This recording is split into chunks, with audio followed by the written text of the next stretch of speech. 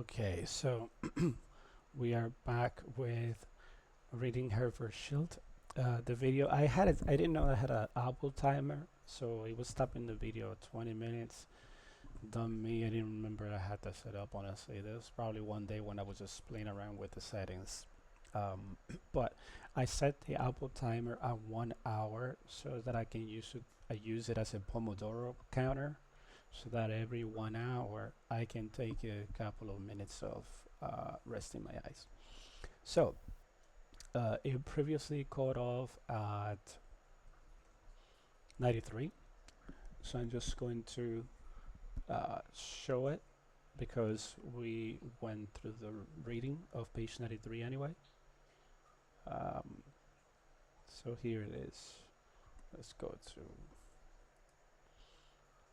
the book. Okay. A more realistic usage and the rewrite of the season sample. Okay, so season 4 again, every 3 months as they're part of the seasons. So December, January, and February are winter. That's true. March, April, and May are spring. That's true. June, July, and August are summer. That's true, and so on. That's what you're seeing. That's how that's read. Okay.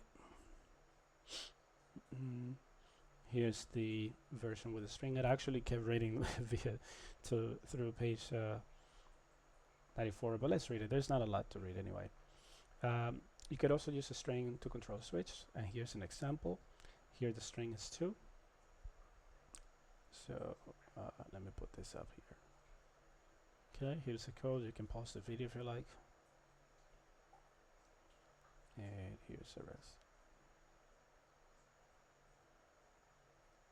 Alright. As you would expect, the output of the program is 2. Okay, so let's keep reading. The string containing str, which is 2, is tested against the case constants. When a match is found, as it is in the second case, the code sequence associated with that sequence is executed. Being able to use strings in a switch statement streamlines many situations.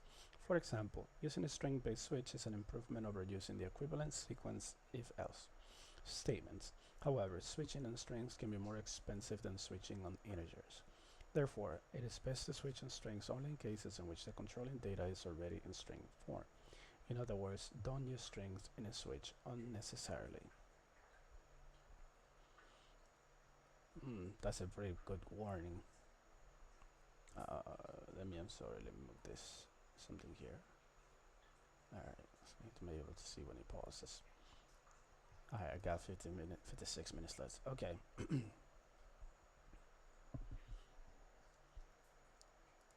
Okay. So, switching on strings can be more expensive than switching on integers.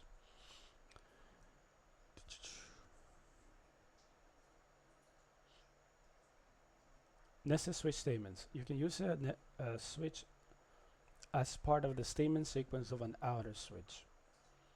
This is called a nested switch. Since the switch statement defines its own block, no conflicts arise between the case constants in the inner switch and those in the outer switch.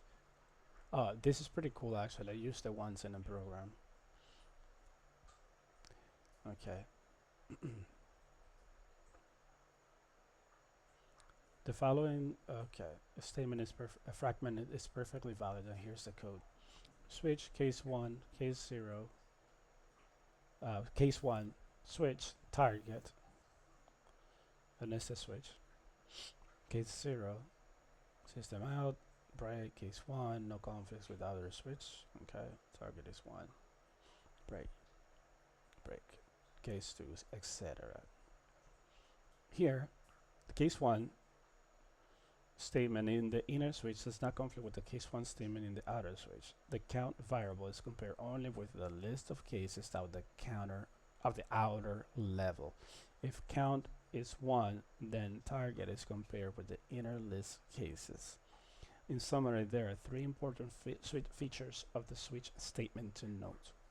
The switch differs from the if in that switch can only test for equality, whereas if can evaluate any type of Boolean expression.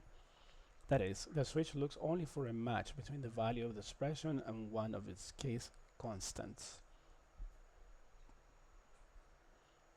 Alright, let's see here. No two case constants in the same switch can have identical values. Of course, a switch statement and an enclosing outer switch can have case constants in common. And 3. A switch statement is usually more efficient than a set of nested ifs. Pretty good to know, except don't use strings. Last point is particularly interesting because it gives insight into how the data compiler works.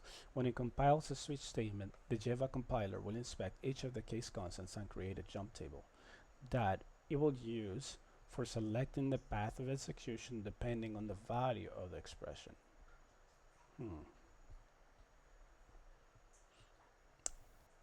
Therefore, if you need to select among a large group of values, a switch statement will run much faster than the equivalent logic coded using a sequence of if-elses. The compiler can do this because it knows that the case constants are all the same type and simply must be compared for equality with the switch statement. The compiler has no soak knowledge of a long list of if expressions. That's a pretty good point. Remember, recently the capabilities and features of a switch have been substantially expanded beyond those offered by the traditional switch just described. Refer to chapter 17. Okay, for the enhanced switch. Yeah. Iteration statements. Java's iteration statements are for, while, and do while. Again, I'm already familiar with these statements, so I'm not going to analyze the code. I'm just going to read it and portray it for the sake of the video for you to read. But myself, I'm kind of just going to skip over it. You can pause the video and do it and watch them. Evaluate the code.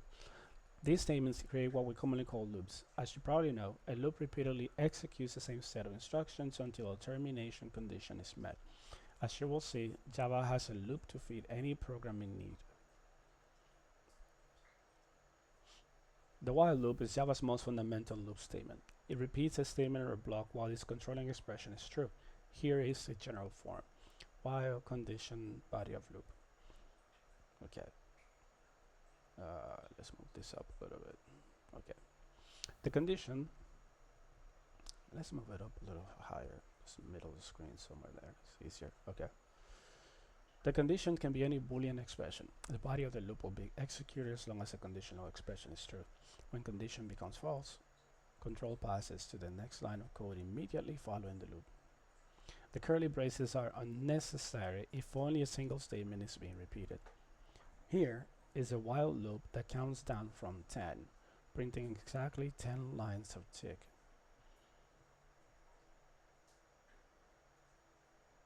Okay. Okay. Here's the code.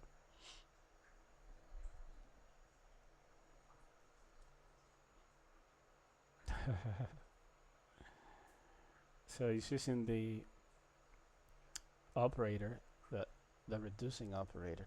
I forgot the actual name of it. To reduce the number, to diminish the number. I forgot the technical name. That n dash dash. That's it. It reduces the value of n after n is checked. When you run this program, it will tick 10 times. And there you go. Since the while loop evaluates its conditional expression at the top of the loop, the body of the loop will not execute even once if the condition is false to begin with. For example, in the following fragment, the call to print line is never executed. By the way, kudos to Apple for this magnifying feature that is on the preview app, and then just using the little tick on the keyboard to enable it and disable it, in case you were wondering.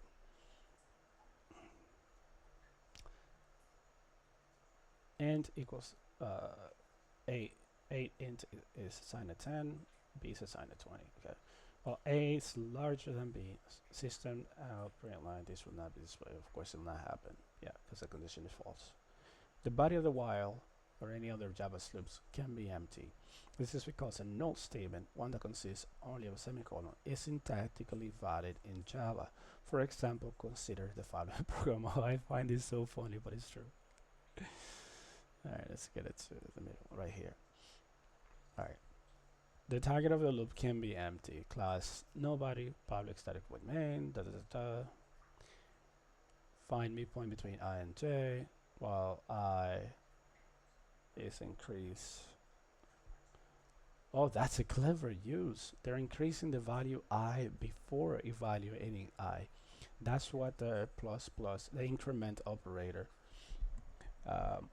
does when you juxtapose the operator ahead and not behind the operand, the I. It's less than, and again, reduce j. So they're going to be reduced before evaluated. That's crazy. There's nobody in this loop, so it's just going to reduce and so on. It's going to keep going until that I is less than, as long as I is less than j, it's going to keep going, and then it's going to stop right there once that condition changes. Midpoint is plus I. That's interesting. That's such a clever idea. Okay, this program finds the midpoint between I and j. It generates the following output. Midpoint is 150. Here's how this while loop works. The value of I is incremented and the value of j is decremented. These values are then compared with one another. If the new value is I is less than the new value of j, then the loop repeats. If I is equal to or greater than j, the loop stops. Upon exit from the loop, I will hold a value that is midway between the original value of I and j.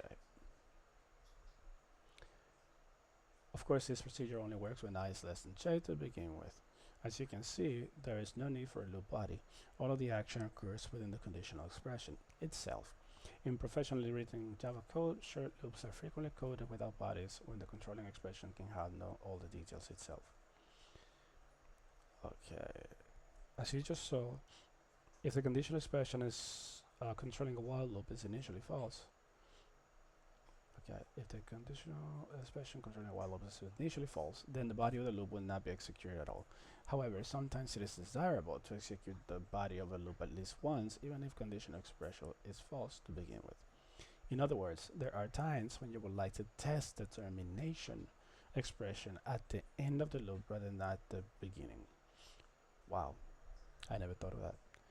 Fortunately, Java supplies a loop that does just that, the do-while loop. Oh, that's right. I didn't think of that. I didn't think that was coming. The while loop always executes its body at least once, yeah, because its conditional expression is at the bottom of the loop. Yep, yeah, I like this one too. Do body of loop at least once, while condition such and such. Each iteration of the do while loop first executes the body of the loop and then evaluates the conditional expression. If this expression is true, the loop will repeat. Otherwise, the loop terminates. As with Java, all of Java's condition must be a Boolean expression. Here is a reworked revision of the tick program that demonstrates the do-while loop. It generates the same output as before. Alright, let's put it halfway to the screen or so. Demonstrate the do-while loop. Case do-while, public static void, and is equal 10. Alright. System print out tick plus n, and that diminishes. Well, n is greater. Yep. Okay. You can pause the video again if you like. Alright. Come on. Why is this not? There we go. The loop in the preceding program, while technically correct, can be written more differently as follows. Do system print out tick while Oh yeah, yeah. Oh my God, this is so beautiful. I like it. That's why I thought I would read this book, because even though I'm familiar already with all the basics of Java, I knew that this book was gonna give me some insight. Alright, in this example, the expression combines the decrement of n and the test for 0 into one expression. Here is how it works. First, the statement, the decrement n statement executes, decrementing n and returning the new value of n. This value is then compared with 0. If it is greater than 0, the loop continues. Otherwise, it terminates. Brilliant. Oh my god. Alright. The do while loop is especially useful when you process a menu, because you will usually want the body of a menu loop to execute at least once. Consider the following program, which implements a very simple help system for Java's selection and iteration statements. Oh, this is cool. This I may have to evaluate. Process a menu, okay. Throws Java IO exception, character choice. Okay. Ooh, I like this. Do system print help on if switch while do while for. Okay, that is a flag with the back leaning line and the end. I will skip one. Choose one. Choice equals character system that in that read enable. It has been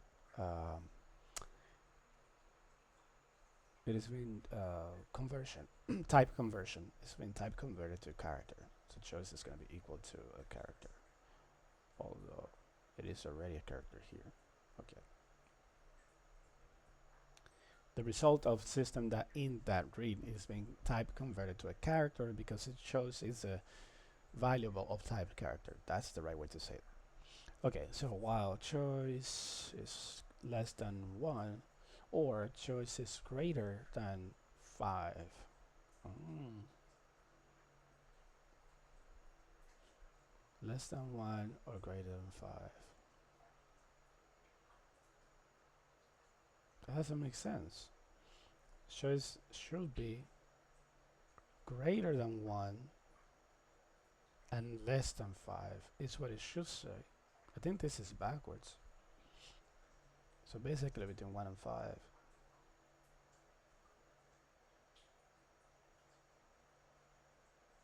Yeah, it should be less than 5 and greater than 1. That's backwards. System print out another line. Okay, let's bring that up to the middle of the screen. Now here's the switch. Case 1, print the if condition statement, else statement. Case 2, switch. Okay. Alright, while condition statement, do while, do statement, while condition. Alright, that's pretty cool. Okay. Here is a sample run produced by the program. And I got 40 minutes left. Help on if choose one or the do while do that. Okay. In the program, the do while loop. Let's move it up a little bit. Alright, that's better. In the program, the do while loop is used to verify that the user has entered a valid choice. If not, then the user is reprompted. Since the menu must be displayed at least once, the do while is perfect to accomplish this. A few other points about this example. Notice that characters read from the keyboard by calling system.in.read. This is one of Java's console input functions. Oh, this is cool. Although Java's console I/O methods won't be discussed in detail until chapter 13, system.in.read is used here to obtain the user's choice. Alright, let's Let's open it up a little bit. It reads characters from standard input returned as integers, which is why the return value was cast to charge. Alright, that's right. By default, standard input is line buffered, so you must press enter before any characters that you type will be sent to your program. Oh, that's what line buffering means. I understand that clearly. Right. Java's console input can be a bit awkward to work with. Further, most real-world Java programs will use a graphical user interface. For these reasons, not much use of console input has been made in this book.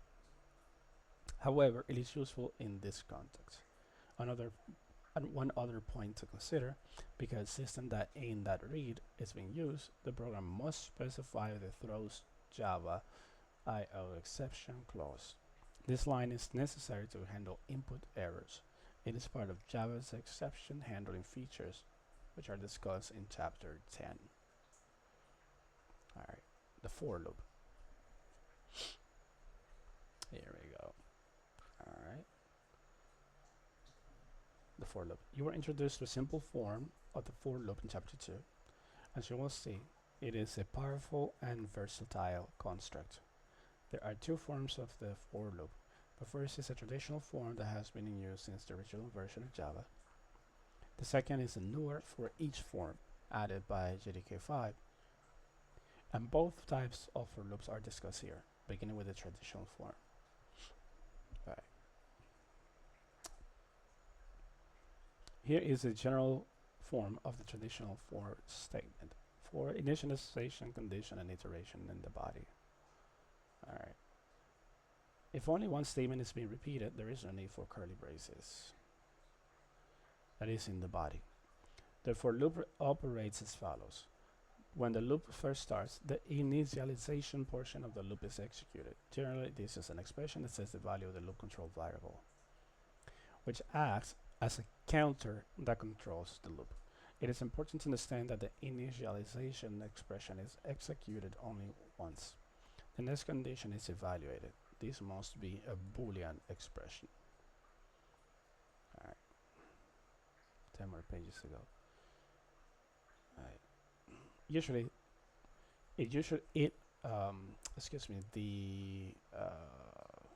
condition is evaluated. Okay, the condition tests the loop control variable against the target value. If this expression is true, then the loop body of the loop is executed. If it is false, the loop terminates. Next, the iteration portion of the loop is executed. This is usually an expression that increments or decrements the loop control variable. The loop then iterates, first evaluating the conditional expression, then executing the body of the loop, and then executing the iteration expression with each pass. Nice. This process repeats until the controlling expression is false. Here's a version of the tick program that uses a for loop. And as we are recording still, and we are about 24 minutes in, let me quickly check the system here. Alright, I don't actually, yeah, it's pretty interesting. I wonder if that shows. Let me switch to this and see if it shows here. Oh, it does. So 74%.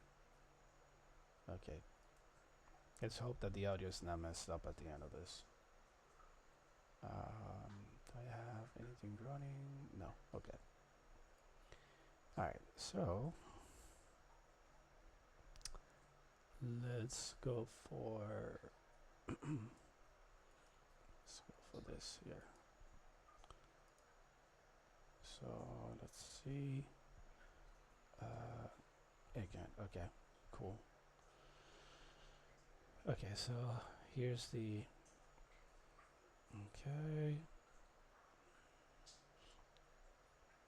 demonstrate the for loop class for tick, okay, for tick, okay, and for n equals 10, n is greater than 0, and then it's reduced or decremented. Tick. All right.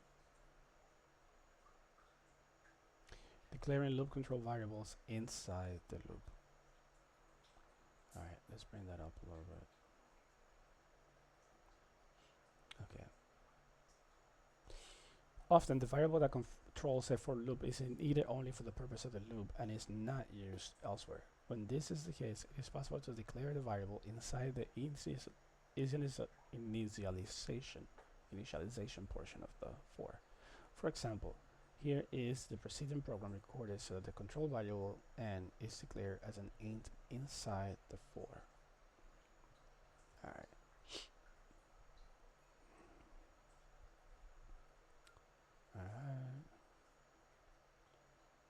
Okay, so here it is. Here n is declared inside the for loop for int n equals 10. Yeah. Instead of this right here.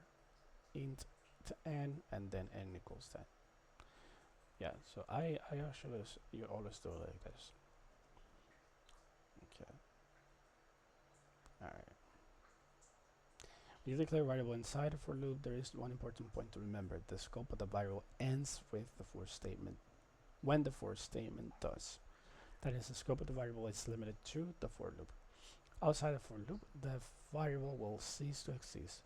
If you need to use the loop control variable elsewhere in your program, you will not be able to declare it inside the for loop. When the loop control variable will not be needed elsewhere, most Java programmers declare it inside the for loop. For example, here's a simple program that tests for prime numbers. Notice that the loop control variable I is declared inside the for since it is not needed elsewhere.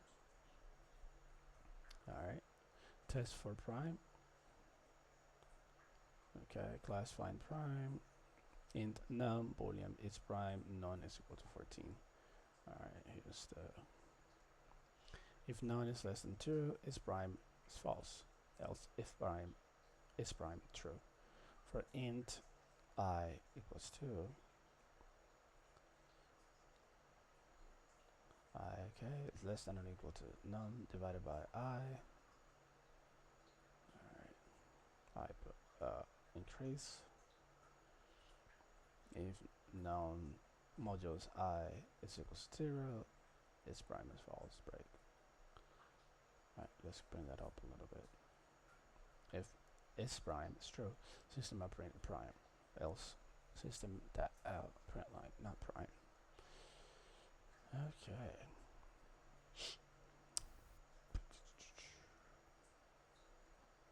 Alright, see.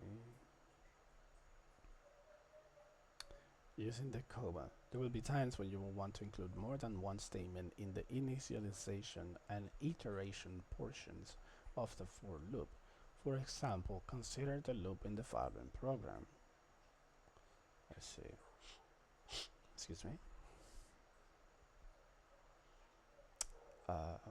Int ab, b is equals 4, a equals 1, a b, a plus plus, a plus a, b plus b. Alright.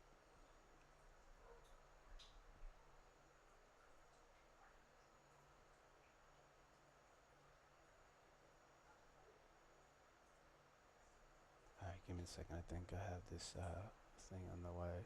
That's why it's doing that. Okay. So here we go. Oh, what is going on here? I need to enlarge this, maybe? Oh, well. Oh no, I just have to be careful. Okay, it's because of the length of the paragraph, I believe, so I'll just have to kind of move it to the side. As you can see, the loop is controlled by the interaction. Oh, there. Let me take my hands off. As you can see, the loop is controlled by the interaction of two variables. Since the loop is governed by two variables, it will be useful if both could be included in the for statement. If in the for statement itself, instead of B being handled manually. Fortunately, Java provides a way to accomplish this. To allow two or more variables to control a for loop, Java permits you to include multiple statements in both the initialization and interaction portions of the for. Excuse me. Each statement is separated from the next by a comma. Using the comma, the preceding for loop can be more efficiently coded as shown here. Alright, let's see. Alright, let's see. Int AB. Oh, I see. They both initialize using a comma. Oh, that's pretty cool. And then the increment or decrement statement also is divided by a comma. Oh, that's cool. That's pretty cool. Okay, so you should be probably able to do that like in the beginning. Excuse me. The iteration statements are separated by a comma as well. That's what I meant to say. Here. Yeah. So let's see. In this example, the initialization portion sets the value of both A and B. The two comma separated statements in the iteration portion are executed each time the loop repeats. The program generates the following output. Oh, that's pretty cool. Okay. Some for loop variations. The for loop supports a number of variations that increases power and applicability. The reason it is so flexible is that it is three parts: the initialization, the conditional state test, and the iteration. Do not need to be used for only those purposes. Okay, that's the reason. In fact, the three sections of the for can be used for any purpose you desire. Let's look at some examples. Oh, now this is gonna be good. Excuse me. One of the most common variations involves a conditional expression. Specifically, this expression does not need to test the loop control variable against some target value. In fact, the condition controlling the for can be any Boolean expression. For example, consider the following state fragment. Let's see. Alright, let's see what this is. This has gotta be cool. This is very cool. Boolean don't false. For int, don't is not false. So that's the negating operator. That if interrupted don't equals true. That is cool. That is a very cool case. In this example, the loop continues to run until the Boolean variable done is set to true. Oh man, that's crazy. It does not test the value of I. Yeah, that is so cool. Here's another interesting for loop variation. Either the initialization or the iteration expression or both may be absent, as in this next program. What? Now, you see, I didn't know that. Wow. Parts of the loop can be empty. Class for var. Public static. Okay. Boolean done is equal to false. Int is I. It's initialized to 0. Okay.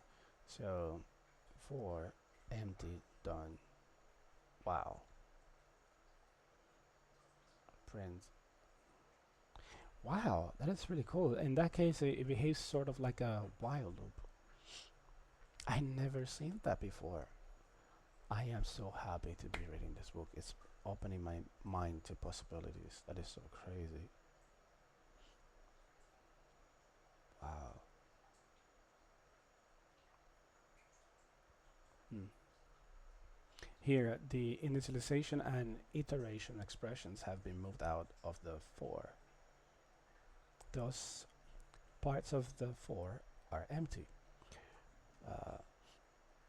While this is of no value in this simple example, indeed it will be considered quite poor style. There can be times when this type of approach makes sense. Yeah. Wow. That is really nice.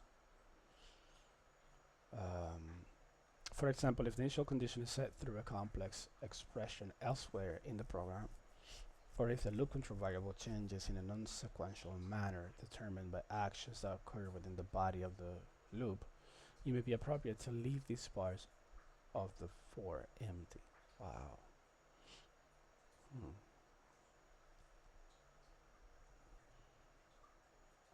Oh, that's pretty good. Wow. Here's one more for loop. you can intentionally create an infinite for loop, a loop that never terminates if you leave all three parts of the for empty. What? That is crazy. Now that I didn't think would be possible. Oh my god. I guess a for loop is filled with default values like 0 for the int, for the test, which is the in the middle, it will be the condition. It will be false or true. False in this case. That will be the default value, and then on the other one, it will also be 0, like internally under the hood. So that's why you could write it like this, and it will still run. That is crazy. But I guess in the body there should be at least a column, semicolon, for it to run as well. Okay, this loop will run forever because there is no condition under which it will terminate. Although there are some programs, such as operating system command processors, that require an infinite loop. Most infinite loops are really just loops with special termination requirements. As you will soon see, there is a way to terminate a loop, even an infinite loop like the one shown, that does not make use of the normal loop conditional expression. Wow. I gotta see this. It's probably talking about the for each. Okay. No, but that's not the same though. Well, I don't know. I don't know how the author is thinking about it. So let me stop. I'm not here the professional. Alright, I will be. Alright, let's make this a little smaller so that we can still get the full. There we go. Okay. Now that's much better. Alright, a second form of for implements for each style loop.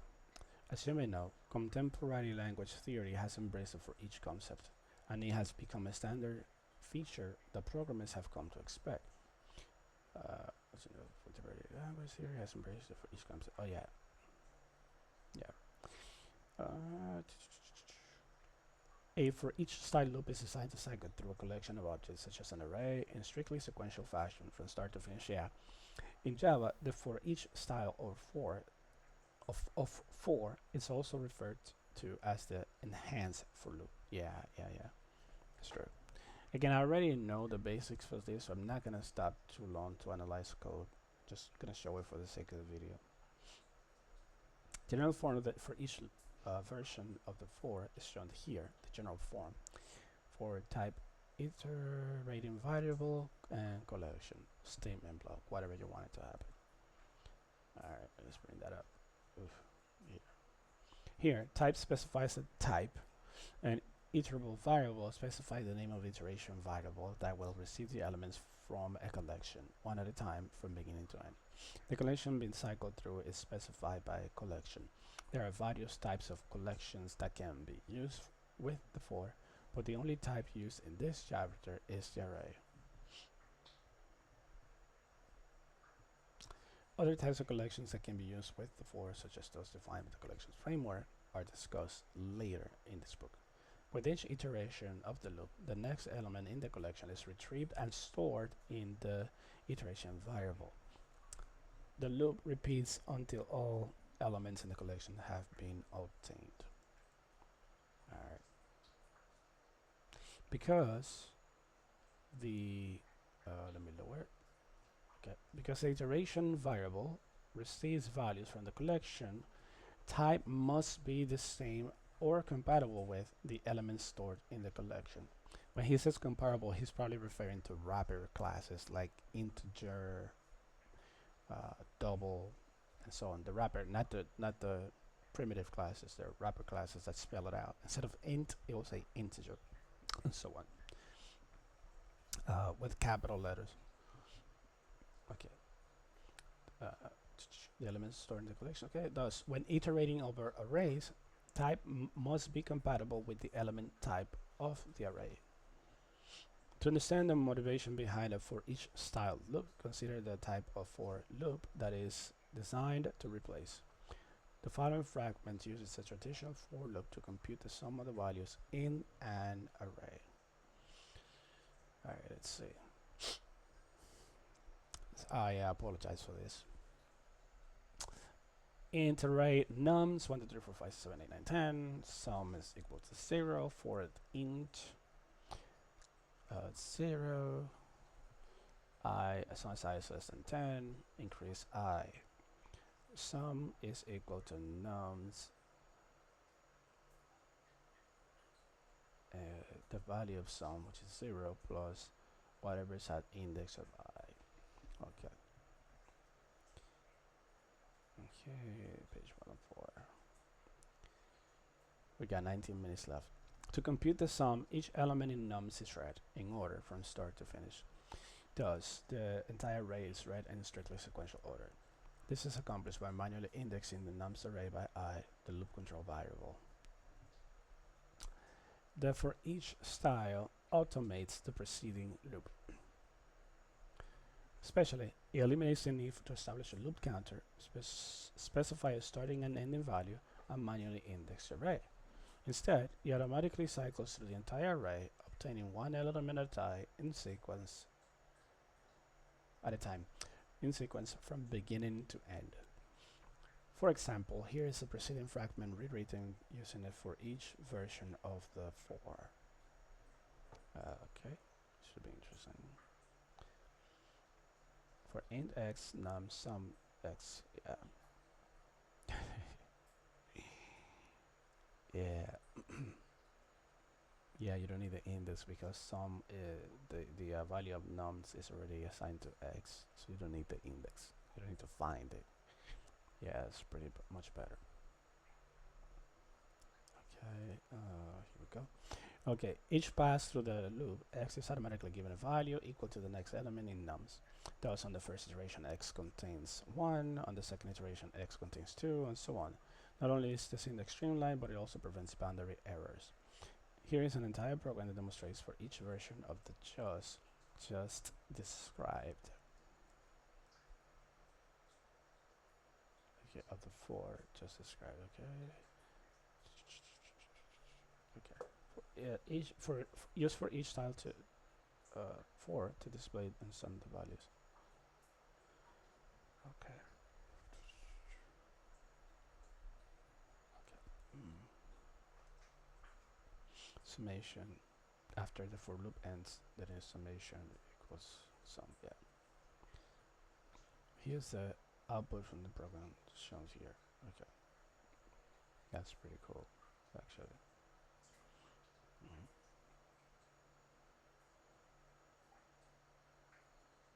Yeah. Okay. Alright.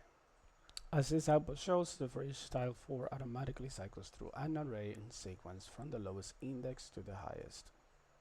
Alright, let's see. Okay. Although the for each loop iterates until all elements in an array have been examined, it is possible to terminate the loop early by using a break statement. For example, this program sums only the first 5 elements of nums. Okay. Okay. Alright, let's see. This use for loop to display and sum the values. Okay. If x is equal to 5, break. So stop the loop. That's pretty good. Cool use of an if statement within a for each or enhanced for loop. Yeah. That's pretty cool.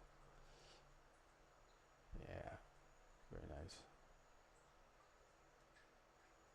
Okay. But it is evident that for loop stops after the 5th element has been obtained. The break statement can also be used with Java's other loops, and it is discussed in detail later in this chapter. Okay. There is one important point to understand about the for each style loop. Its iteration variable is read-only as it relates to the underlined array. Yeah, because it just doesn't know anything. An assignment to the iteration variable has no effect on the underlying array. In other words, you can't change the contents of the array by assigning the iteration variable a new value. For example, consider this program. Let's see. For each loop is essentially read. Okay. For each x enums,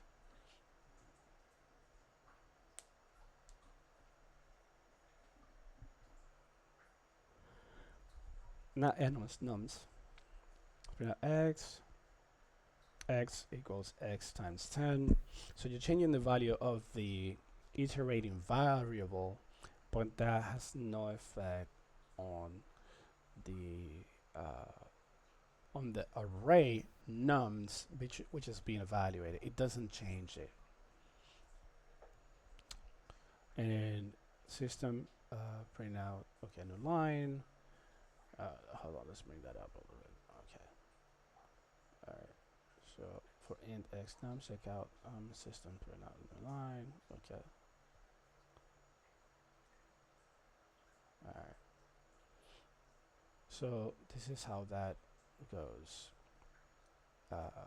The for loop increases the value of the iteration variable by a factor of 10. However, this assignment has no effect on the underlying array nums. As the second for loop illustrates, the output shown here proves this point. Yeah. So basically what it is saying is this. I'll explain this one here quickly. What it is saying is that in spite of the fact that if x is originally 0 or whatever, it doesn't matter, because the value is going to replay whatever is next on the actual array. So if you had x initialized outside through like 20, when that for loop runs, that x is going to be switched to 1 and then 2. And if in the middle of the operation x is changed the value like 2 or 3 times, x is equals x, which is 3 times 10, which is 30. When it goes back, that 30 is going to be switched back to 4, because it's going to be assigned the value in the next index of the array. So it doesn't matter what you do with it when you're using it for each loop. You can't change it. It will do nothing. At least not as far as the original array. The original array is going to replace the next value in the index in the sequential order. It's going to replace the value of x. That's a pretty clever use of it, though. I can see how you could use that to some great effect. I can already think of some things. That's amazing. That's pretty good. Okay. All right. Iterating over multi-dimensional arrays. Oof. The enhanced version. Okay, we only have 12 minutes left. Let me do a quick pause because I have to check something here quickly, and then we'll be right back. Okay.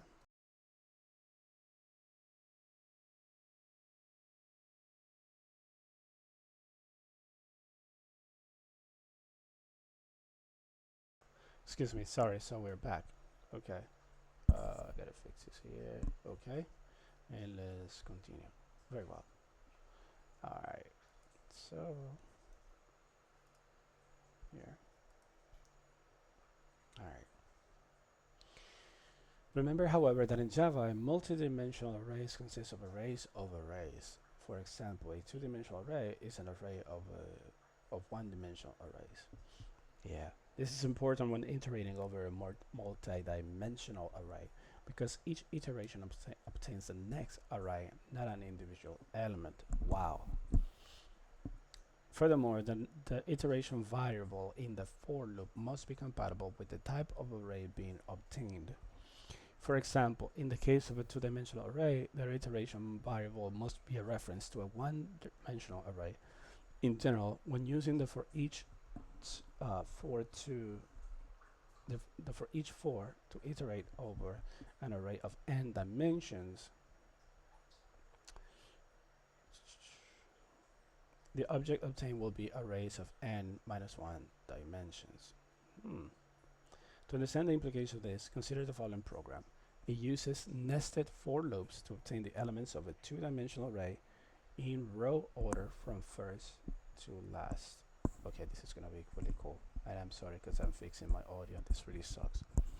I don't know if it's the headset or the cable, but sometimes the audio will go from one of the cups. All right, even just moving like I did just now sucks. It's very delicate. Anyway, all right, all right. Let's check it out. All right, this is something to pause on if you're watching, and kind of take a look. All right, we got 9 minutes to go. Okay. All right, so for each three, okay, two-dimensional array. Let's take a look. Okay, it here's a two-dimensional array. So first dimension is 3, second dimension is 5. Okay. Oh, excuse me. Oh, it's romped here. Okay. Okay. I'm sorry. All right. All right. All right. So, so for int I, okay, I is less than 3. Check j if it's less than 5, and then nums I j, okay, equals I plus 1 times j plus 1. So 0 plus 1, okay. Okay. Let's see, used for each loop to display and sum the values. Okay, let's see. Oh, that is so cool. I actually like what he's doing right there. Let's see. Excuse me a moment. Okay. All right. Let's see. For int x nums. Okay, nums is the multidimensional array. Okay. For int y equals x, system print value is plus y. Okay, sum is equal to sum plus y. All right, and sum here is equal to 0. Okay. Now this I gotta understand. This is gonna be interesting. Okay. I didn't know you could do it like that actually.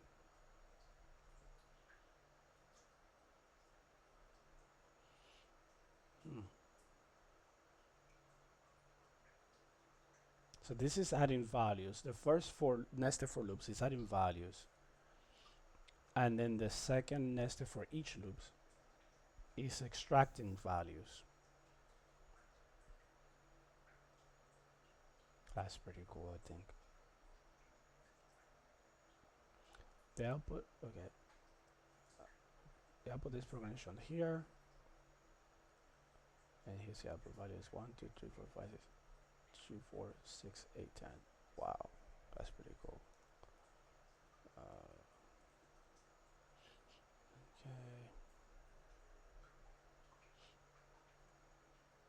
Equals I times 1 times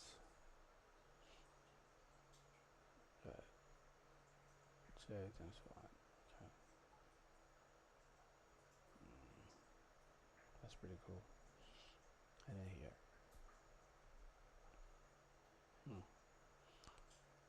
In the program, pay special attention to this line. Yep. Look at that.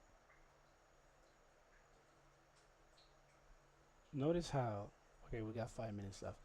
Notice, what page are we? Page 107. Okay. We need to read on to page 10.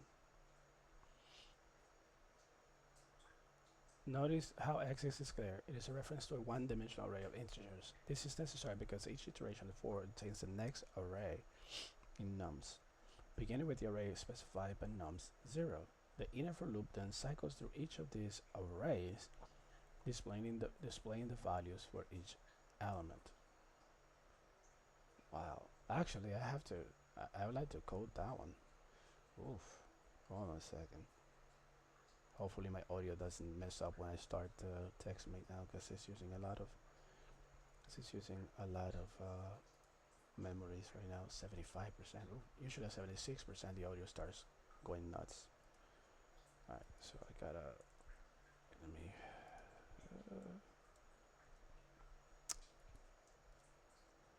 okay, so what I am going to do is I am going to copy this code so I can save it and I can analyze it in depth a little later.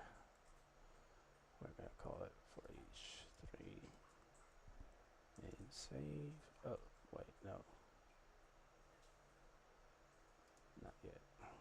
It has to be specified to be Java. There we go. Okay, now let's save it. All right, here we go. And takes my Java and save. And we could actually run it.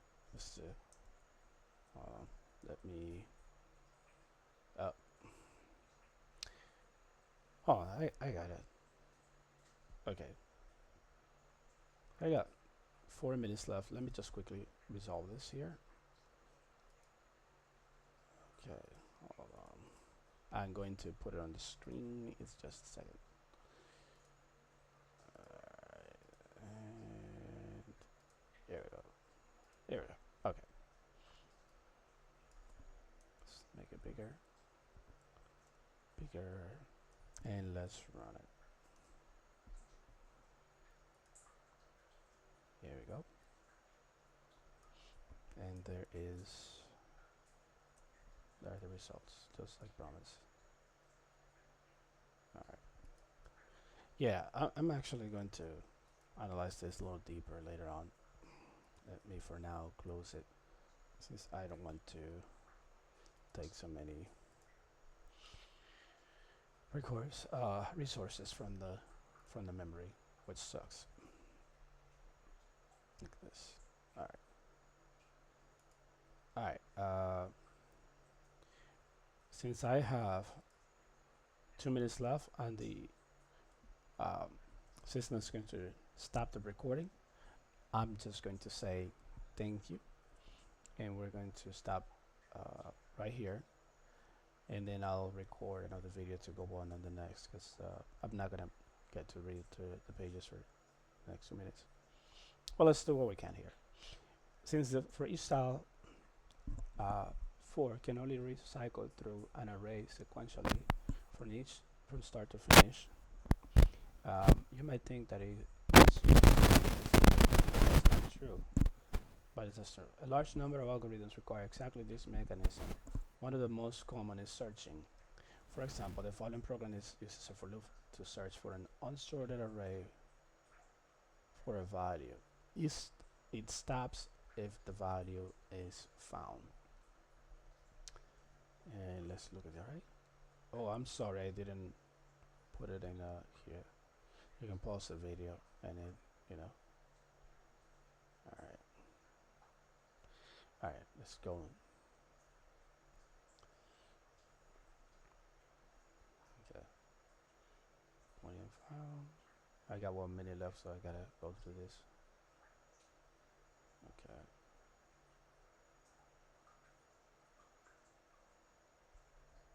Okay.